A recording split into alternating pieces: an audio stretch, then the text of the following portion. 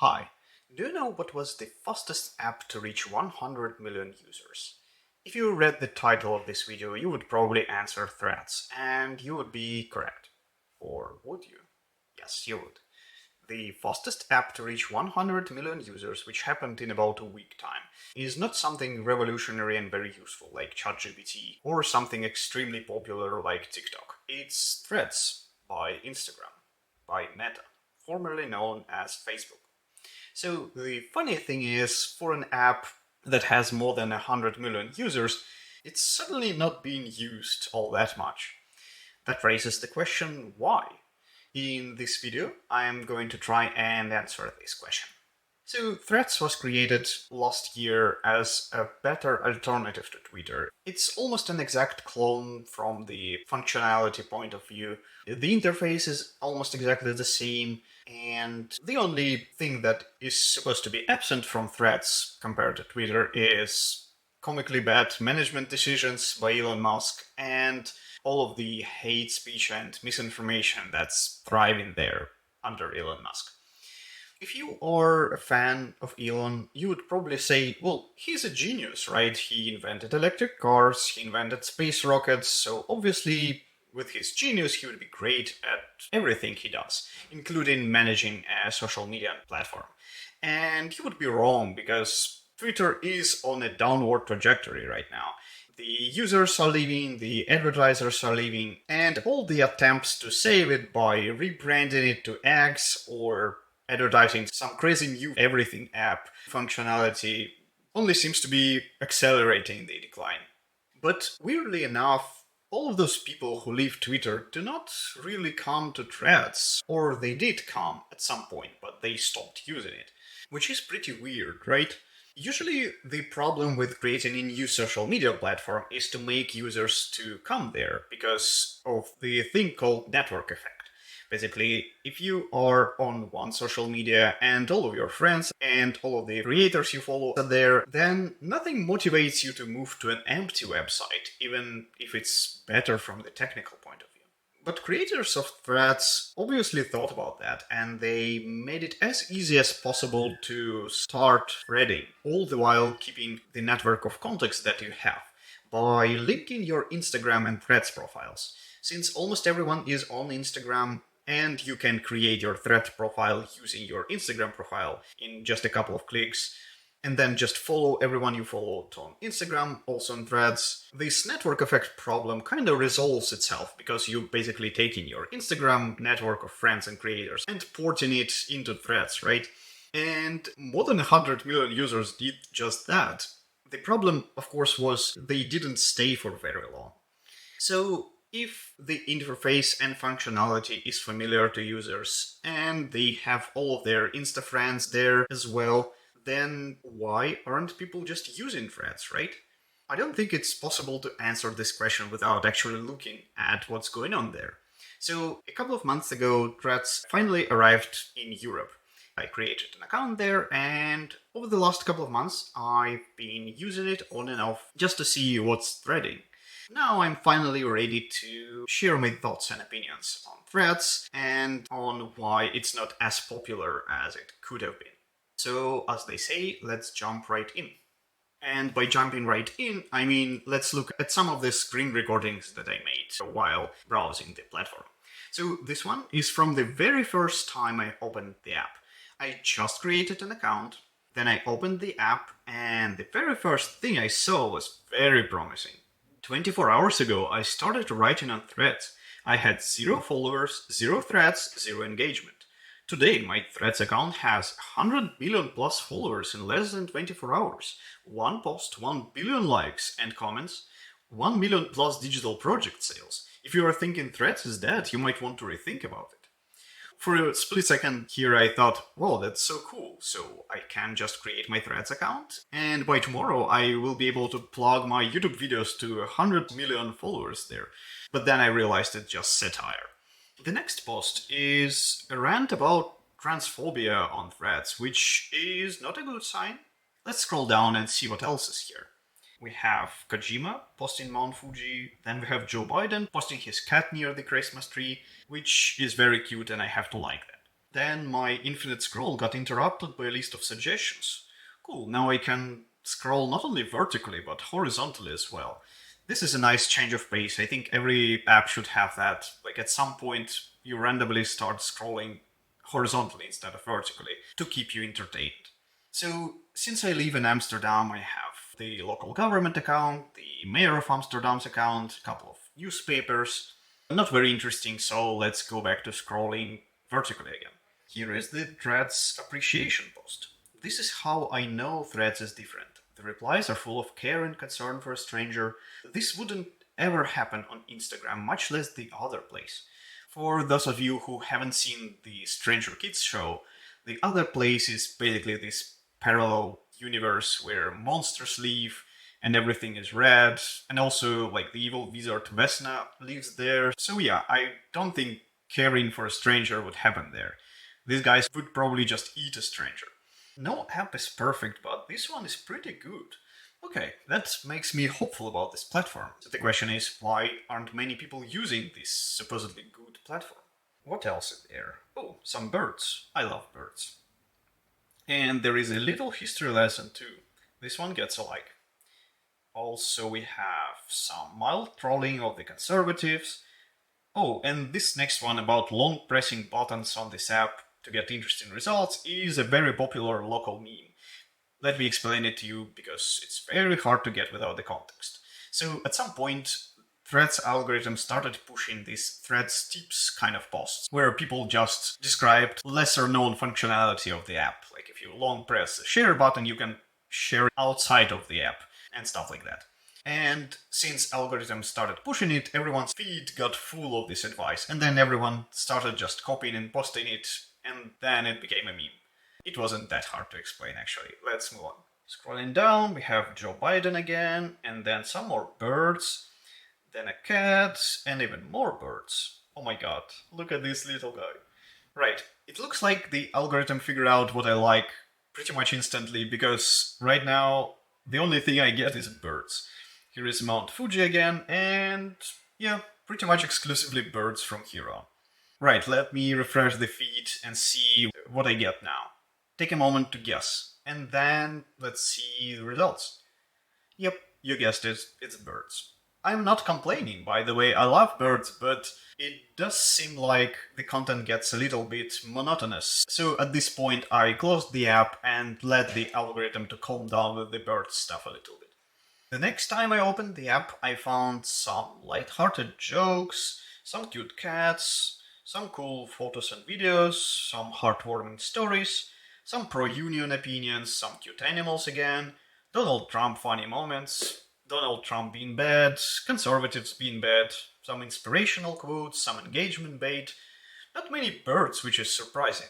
What else is there? Captain Sulu from Star Trek politely suggesting that we should stop letting the top 1% evade taxes, more pro-union opinions, Trump supporters being bad. Oh, cool, the birds have returned. Just look at these little guys. They are so cute. What else? Some opinions on how threads are different from Twitter. On the plus side, no porn bots and less spam in general, also less racism. On the other hand, the humor is kind of low quality and the discussions are less interesting. All of that I would agree with. This is a pretty good description of pros and cons of threads. But let's look at some other posts. Oh, remember the first post that I saw? I think I found the original in the wild right here. 8,000 followers in a month is less impressive than 100 million in a day, but still it's pretty good. This guy is doing better on threads than I do on YouTube, subscribers wise. Should I become a threader instead of YouTuber? No, that's a ridiculous idea. What else is there? 6 more days. How fast can I get 1,000 followers? Making new friends for the new year. Hope in the new year I'll reach 1,000. One like. This is so sad. I hope this guy gets 1,000 million followers in the new year. What else? Oh, Barack Obama is here. And Kamala Harris too. Then we have even more pro-union posts and people making fun of some really weird conservative opinions. Yeah, what is that? I don't think I've ever seen this take before. I believe most of the LGBTQ+ community are God's prophets, psalmists, and artisans that have been targeted by demonic agendas. I gotta say, at least this lady tries to be nice and loving instead of just spewing hate as it usually goes. But that is really funny. How do people make new friends in their 20s? What a silly question. If you're in your 20s, you can just approach another kid your age and ask to be friends. It's that easy. Make sure you do this before you hit 30 though, because 30 is really the cutoff point. You cannot make new friends after you are 30 years old. Unfortunately, you are stuck with whoever your friends before that. Okay, what else is here? Oh, I think I found the killer feature of this app. Did you realize if you long press the share button on Threads, it will begin transing your gender? This is brilliant. It doesn't require any prescription, and it's free, unlike estrogen. So that's pretty cool. Maybe this is how all of these prophets and saints become part of the LGBTQ plus community, just randomly long pressing the share button and boom, they are part of the club now. What else do we have? Cute cats, fun facts, a critique of trickle-down economics, a simple wish to have a welfare state, a critique of Trump, a commentary on climate change, a harsh critique of Trump, some optimistic aspiration to make Threads the one good social media platform, by being genuine, respecting opinions, spreading kindness, etc. Well, from what I've seen so far, Threads is pretty close to this ideal. From all the social networks, it is the most gentle and kind place that I've been to for the last 15 years. So it is very close to this ideal of the nice place to be on the internet. So why aren't people coming here to stay? People seem to like the atmosphere of Threads, the community is mostly nice and supportive, and the content is, for the most part, safe and cozy. Just for illustration, this is what counts as drama here. Some bookstore employees created this stand of the books they personally didn't like, and I think this is pretty funny. I would crack a smile if I saw something like that in a bookstore, but Threads people are so upset about it. It's not funny or very nice. Why do people have to be mean-spirited? I don't think sharing a negative opinion about a book makes you mean-spirited. This is an in-person version of tagging an author in a bad review. No, it's not. It's an in-person version of writing a bad review, I guess. It's not like they invite all of the authors to come to their bookstore to show them that they hate their books, right? And it's just one physical bookstore. I think the chances of any of the authors coming there and randomly seeing this stand are extremely low. But the most important thing is, if you look at the books, you'll see that basically all of them are bestsellers. We have a Stephen King book, The Lord of the Flies, Atomic Habits, which is a very popular self-help book. So yeah, I mean, it would be mean to put someone's first self-published novel there. But I don't think Stephen King is going to give up on writing completely, or even be very upset just because some person didn't like one of his books. This sentiment that you have to be super nice to everyone is what defines Threads. It's everywhere. Even the conservatives are nice here, like that lady who believes that LGBTQ plus community is full of saints and prophets, and the only reason they don't go to church is because of these pesky demons who make them gay. While scrolling the app, I don't remember even once becoming angry or disappointed in humanity. But on the other hand, I haven't seen many good jokes here. Threads humor is this bland kind of relatable comedy, or just, hey, look at this stupid guy saying stupid thing kind of comedy. If I search for good comedians here, like Drew Gooden, I can see that they joined Threads, of course, but then they stopped posting a couple of weeks after they joined. So, if I were asked to describe Threads content in one word, it would be boring. Yes, it's the good kind of boring, like a lazy Sunday kind of boring, and not stuck in a 2 hour long Zoom call kind of boring. But still, there is nothing to excite you here. I like birds and pro-union politics. I just don't get this urge to open the app and check what's new on that topic every couple of minutes. And my theory is this is exactly why threads are not as popular as Twitter. Because what makes or breaks any modern social media platform is the recommendation algorithm. For any social media app, the core metrics of success is the amount of time users spend there. because the more time they spend there, the more ads they will see, and the more money they will bring to the owners of the platform. Which is why every social media tries to hook us, to make us come back for more. And they all use the recommendation algorithms to do that. And there are three types of recommendation algorithms: the good, the bad, and the evil.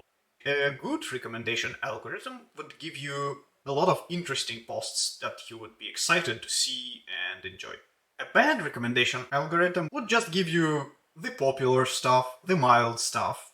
Maybe it is something you agree with or like, but not interesting enough to make you keep coming back for more every few minutes. And an evil recommendation algorithm, like the one employed by Twitter, for example, is going to recommend you something that you would hate, something that would make you angry, frustrated, some unbelievably stupid opinion, or a terrible news story. And the algorithm knows that you are going to interact with that shit. It knows that you will scroll through all of the replies, liking all of the posters who roast the original guy who said this stupid opinion. You would probably even try to reply yourself and explain why this opinion is so bad. Or you can just scroll and see so many people agreeing with that guy and slowly die inside, thinking, wow, I can't believe real people in real life can think like that. This is so sad. Humanity is dumb. And for some reason, after we scroll through endless bad news and stupid opinions and hate and just overall uncomfortable content on Twitter, we keep coming back for more. I get this uncontrollable urge to just open the app like almost immediately after I closed it. I had a very bad time there, but I just want to open it again and see all of these terrible posts again. I am not a psychologist. I don't know why we engage in this obviously harmful activity, but we've all been there. So Threads algorithm is obviously designed to push the most safe and non-threatening content possible. Hi. So, as I've been taking my sweet time editing this video, there's been some significant development, and I couldn't not talk about it while discussing Threads' recommendation algorithm. Meta announced that Threads will stop recommending political posts or posts from accounts that talk too much about politics. So, if you're excited to join Threads because of the vibrant political discourse there, you can still do that, but you will have to go to your settings and explicitly allow politics, or just subscribe to all the accounts that post political stuff. However, by default, your Threads feed will be politics free. This is a pretty controversial decision, and I could make a whole video debating pros and cons of that approach. But for now, just remember that in the future, Threads content will be even more mild and uncontroversial than I've shown you in this video. Alright, back to me. And since it is pretty boring to just see opinions you fully agree with 1,000 times per day, people just do not come here 1,000 times per day. Because of that, Threads lag behind Twitter when it comes to the number of active users. So here is the ultimate question. Is Twitter really better than Threads? It's certainly more successful if we measure success by the usual metrics like time users spent on the app or the number of times a user opens the app. But the thing is, these metrics are kind of backwards from the user's point of view. I mean, we all want to spend less time on social media, and we certainly don't want to spend time arguing with people or seeing something terrible or being angry and frustrated. We want to have a good time on social media, right? So if we judge by that metric, then Threads is better. It's a very low-maintenance social network, so to speak. You don't have to come there often. When you come there, you will see opinions you agree with, or just some cute content. And this is why I think Threads actually is better than Twitter. At least for a soft, fluffy ball of a person like me. Okay, I think that's it for today. Thank you so much for watching. If you like this video, you must be very intelligent and have a good taste. So I'm not going to explain to you how you can get more of my content. I will also leave my Threads handle somewhere, so you can subscribe to me on Threads as well. And I promise, if even one of you subscribes, I will be posting on Threads. If you didn't like this video, please don't let me know, because not liking my videos is not funny or very nice. Why do people have to be mean-spirited? Anyway, I wish you all a good time, and I'll see you in my next video, hopefully. Bye bye.